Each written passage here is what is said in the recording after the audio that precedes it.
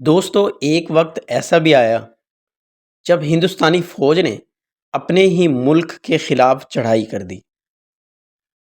ہندوستانی فوج نے اپنے ہی لوگوں کے خلاف بھاری توپ خانہ اور گولہ باری سے حملہ کر دیا۔ جی ہاں دوستو، ہم بات کر رہے ہیں آپریشن بلو سٹار کے بارے میں۔ اس ویڈیو میں ہم آپ کو بتائیں گے کہ کیسے ہندوستانی فوج نے اپنے ہی ملک کو تہس نہس کر کے رکھ دیا۔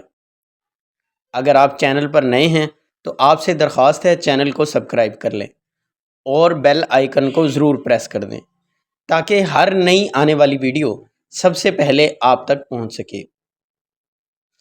آپریشن بلو سٹار جو 1984 میں امرتسر میں سکھوں کی سب سے مقدس عبادت گاہ گولڈن ٹیمپل پر بھارتی فوج کے حملے کا کوڈ نیم تھا۔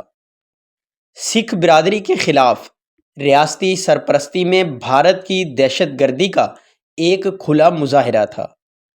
اگرچہ آپریشن بلو سٹار سے پہلے ہی بھارت بھر میں سکھوں کے انسانی حقوق کی خلاف ورزیاں جاری تھیں، تاہم امرتسر میں گولڈن ٹیمپل پر حملہ بھارت میں اس طرح کی خلاف ورزیوں اور سکھوں کی منظم نسل کشی کا باضابطہ آغاز تھا۔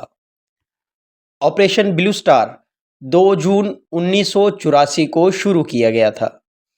بھارتی فوج نے ٹینکوں اور توپ خانوں کی مدد سے 2 اور 10 جون 1984 کے درمیان گولڈن ٹیمپل پر حملے کے دوران یاتریوں سمیت ہزاروں سکھوں کا قتل عام کیا۔ سکھوں کی مقدس ترین عبادت گاہ کی بے حرمتی کی گئی۔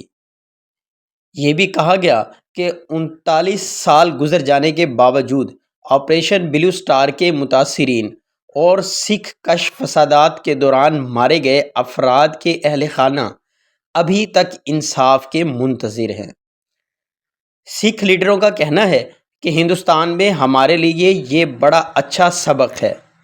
بھارت نے تقسیم کے وقت سکھوں کو سبز باغ دکھا کر اور جھوٹے وعدے کر کے اپنے ساتھ ملا لیا، تاہم سکھوں کو بہت جلد احساس ہو گیا کہ پنڈت نہرو اور سردار پٹیل نے ان کے ساتھ بہت بڑا دھوکہ کیا ہے۔ چنانچہ سکھ رہنما ماسٹر تارا سنگھ نے 28 مارچ 1953 کو کہا، انگریز چلا گیا لیکن ہم آزادی حاصل نہ کر سکے۔ ہم سمجھتے ہیں کہ یہ آزادی نہیں، صرف آقا تبدیل ہوئے ہیں، پہلے سفید تھے اب کالے آ گئے ہیں۔ جمہوریت اور سیکولرزم کا ڈھونگ رچا کر ہمارے پنتھ، ہماری آزادی اور ہمارے مذہب کو کچلا جا رہا ہے۔ دنیا جانتی ہے کہ اندرا گاندھی نے اپنے دور میں آپریشن بلو سٹار کے تحت سکھوں کے انتہائی مقدس مقام گولڈن ٹیمپل پر چڑھائی کی۔ اس میں 10,000 سے زائد سکھ زائرین کو قتل کر دیا گیا، جبکہ 31 اکتوبر 1984 کو بھارتی وزیر اعظم اندرا گاندھی کے قتل کے بعد اس وقت کی حکمران جماعت انڈین نیشنل کانگریس نے سکھوں کی نسل کشی کی منظم مہم شروع کی۔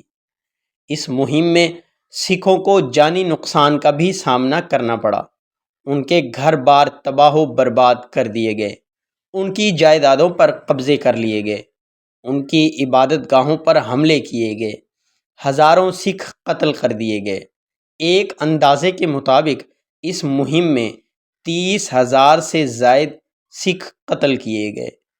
ان میں سے زیادہ تر بے بس تھے، جن کو اپنے گھر والوں یا محلے والوں کے سامنے زندہ جلا دیا گیا۔ سکھ رہنما اور کارکن آپریشن بلو سٹار کو سکھوں کا ہولوکاسٹ سمجھتے ہیں، اور وہ اپنے عظیم رہنما جرنیل سنگھ بھنڈرانوالا کے قتل کو بھولنے کے لیے تیار نہیں، جنہوں نے سکھوں کو بھارتی سامراج کے خلاف بیدار کیا۔ بھارتی حکام نے آپریشن بلو سٹار کے دوران سکھوں کے خلاف کیے گئے بہیمانہ جرائم کو چھپانے کے لیے میڈیا پر سخت پابندیاں عائد کر رکھی تھیں۔ آپریشن بلو سٹار نہ صرف سکھوں کے قتل عام بلکہ ان کے مقدس ترین مذہبی مقام کی بے حرمتی کے لیے ایک دانستہ اقدام تھا جس نے سکھ برادری کی نفسیات پر گہرے نقوش چھوڑے ہیں۔ گولڈن ٹیمپل پر حملے کے خلاف بطور احتجاج بہت سے سکھوں نے سرکاری نوکریوں سے استعفیٰ دیا اور بھارتی حکام سے ملنے والے اعزازات واپس کر دیے۔ اپنے مقدس ترین مقام پر حملے کے بعد ہر سکھ کو یقین ہو گیا کہ بھارت کے ساتھ ان کا مستقبل محفوظ نہیں ہے، اور اس طرح سکھوں نے خالصتان کے نام پر ایک علیحدہ وطن حاصل کرنے کے لیے اپنی تحریک کو تیز کر دیا۔ 80 اور 90 کے عشروں میں بھارتی حکومت کے ظلم و ستم سے تنگ آ کر 90% سکھوں نے دنیا کے مختلف ممالک کا رخ کیا۔ بعد ازاں انہوں نے اپنے گھرانے کے دوسرے لوگوں کو بھی بلا لیا۔ وہ سکھ نوجوان بھی یہاں آ گئے جنہیں بھارت میں بے روزگاری کی زندگی گزارنے پر مجبور کیا جا رہا تھا، چنانچہ وہ اپنی زمینیں اور جائیدادیں فروخت کر کے بیرون ملک مقیم ہو گئے۔ ظاہر ہے کہ ان کے پاس اس کے سوا کوئی اور راستہ بھی نہیں تھا۔ اب بیرون ملک مقیم یہ سکھ پورے جوش و خروش سے خالصتان ریفرنڈم کے لیے تحریک چلا رہے ہیں۔ دوستو، اس ویڈیو میں ہم نے آپ کو بتایا کہ کس طرح ہندوستان حکومت نے اپنے ہی لوگوں کے خلاف ظلم و بربریت کے پہاڑ توڑ دیے۔